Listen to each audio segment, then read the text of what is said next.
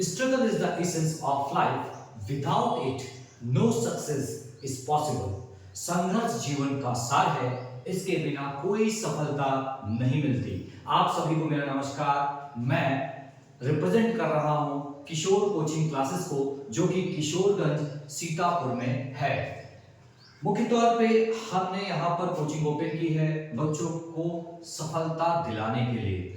आप प्रयास कीजिए, हमसे जुड़िए, निश्चित ही हमारे बच्चों को सफलता मिलेगी। इसके माध्यम से आज हम एक छोटा सा टॉपिक डिस्कस करेंगे जो ग्रामीण स्तर पर लोग इसको नहीं समझते हैं। उसी टॉपिक को लेकर हम आएंगे। हमारा टॉपिक है इकोनॉमी ऑफ इंडिया, भारतीय अर्थव्यवस्था। बहुत सारे लोग अर्थशास्त्र पढ़ते हैं और भारतीय अर्थव्यवस्था पढ़ते हैं किंतु उनमें अंतर नहीं जान पाते हैं। तो आज हमारी बेसिक नॉर्मल क्लासेस है, जो इसमें आप जनरली एग्जाम में ऐसे क्वेश्चंस बन जाते हैं। तो एक छोटी सी क्लास है, इसको समझने का प्रयास कीजिएगा और बाकी हम हमारे साथ जुड़ने के बाद आपको इसको लेकर मैं बहुत सारे डिस्कशन करने वाला हूं। हम बात करते हैं भारतीय अर्थव्यवस्था की। तो भारतीय अर्थव्यवस्था में आप सभी को पता होगा या नहीं पता होगा, तो भारतीय अर्थव्यवस्था है क्या? भारत की आर्थिक प्रणाली। आर्थिक प्रणाली मतलब जो धन से संबंधित हो, भारत की आर्थिक प्रणाली जिसमें वस्तुओं और सेवाओं का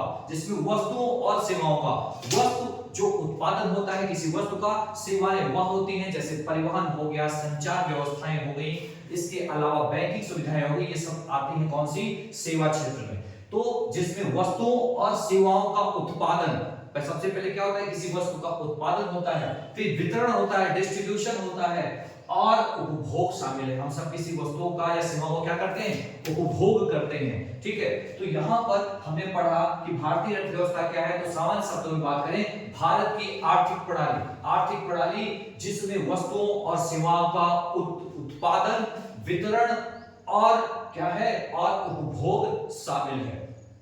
अगर हम बात करें भारतीय अर्थव्यवस्था विश्व में किस स्थान पर है, तो ये हमारे लिए गर्व की बात है कि पिछले कुछ समय पूर्व हमारे भारत की अर्थव्यवस्था विश्व में 5वें स्थान पर थी, किंतु वर्तमान समय बात करें तो हमारे भारत की अर्थव्यवस्था विश्व में 4थे स्थान पर आ गई। जापान को पीछे करके हम 4थे स्थान पर आ चुके हैं। पहले स्थान पर कौन आता है? अमेरिका है।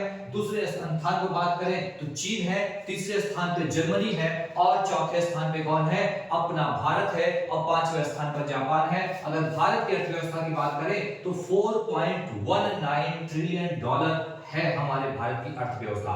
तो अगर इसी अर्थव्यवस्था को जीडीपी से काउंट किया जाता है, तो अगर हम जीडीपी की बात करें तो जीडीपी क्या होता है? जिसे सकल घरेलू उत्पाद कहा जाता है। तो अगर सिंपल भाषा में बात करें, किसी देश की सीमा के भीतर उत्पादित सभी अंतिम वस्तुओं और सेवाओं के मौद्रिक मूल्य के कुल योग को जीडीपी अर्थात सकल घरेलू उत्पाद कहा जाता है। हम बात करते हैं जब भारत की अर्थव्यवस्था की, तो हमारे भारत की अर्थव्यवस्था कैसी है? मिश्रित अर्थव्यवस्था है, मतलब मिक्स इकोनॉमी। मतलब कि हमारे भारत में निजी भी है और कैसी है? सार्वजनिक भी है। मतलब जैसे तुलना कर सकते हैं कि हमारे भारत में प्राइवेट कंपनीज भी हैं, मतलब प्राइवेट कंपनी भी है, और बहुत सारी सरकारी कंपनी भी या सरकार भी कार्य करती है। तो यहाँ पर हमारे देश की अर्थव्यवस्था मिश्रित अर्थव्यवस्था है। ठीक है, ना कि सिर्फ कहे निजी या हम कहे सार्वजनिक, दोनों का मिक्स है। तो ये भी प्रश्न आपकी परीक्षा में आता है, भारत की अर्थव्यवस्था कैसी है? मिश्रित अर्थव्यवस्था है। उसके बाद बात करें कि हमारा भारत कैसा है, तो कुछ देश विकसित होते हैं और कुछ कैसे होते हैं? विकासशील और कुछ अल्प विकसित।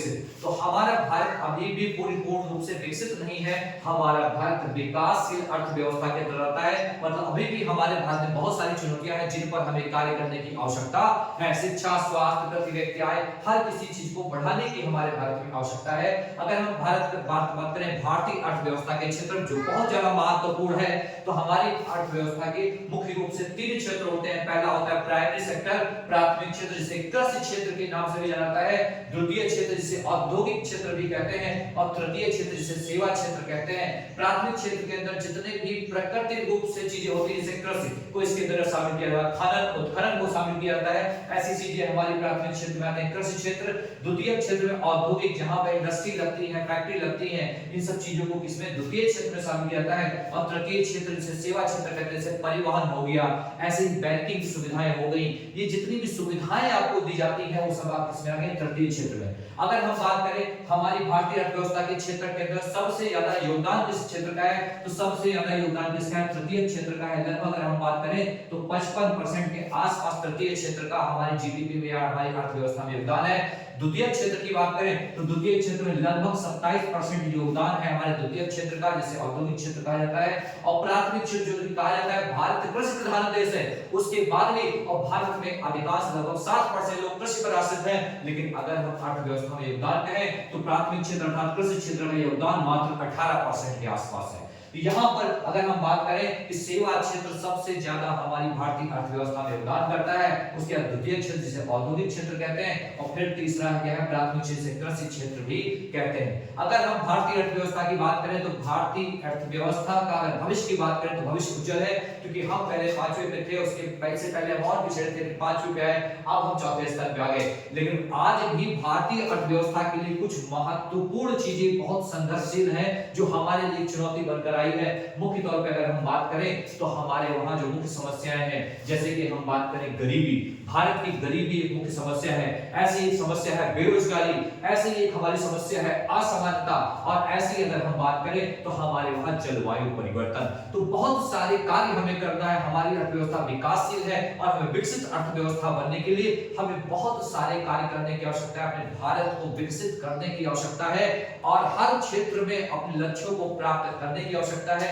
ये मात्र जो क्लास की एक इंट्रोडक्शन था जो हम यहाँ पर अर्थव्यवस्था, भारतीय अर्थव्यवस्था के अंतर्गत आपको दे रहे थे। अगर आप हमसे जुड़ते हैं तो इसलिए नियमित रूप से आपको विश्वास मानिए हर विषय की आपको परफेक्ट टीचर के द्वारा परफेक्ट क्लासेस प्राप्त होंगी, कम से कम शुल्क में, क्योंकि हमारा उद्देश्य है कि हम अपने समाज को शिक्षित बनाएं। शिक्षित करने के उद्देश्य से हमारी कोचिंग किशोरगंज रेउसा सीतापुर में कार्य कर रही है।